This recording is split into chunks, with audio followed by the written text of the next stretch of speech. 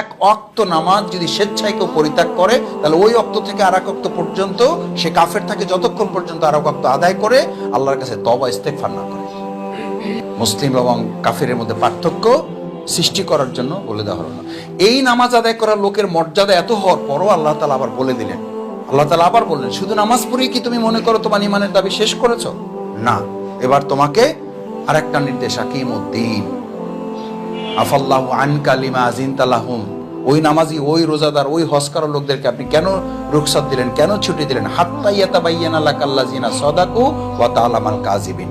সে সত্যবাদী, ইমানদার, মিথ্যাবাদী। যে নামাজের মধ্যে কয় ভাগ বললাম?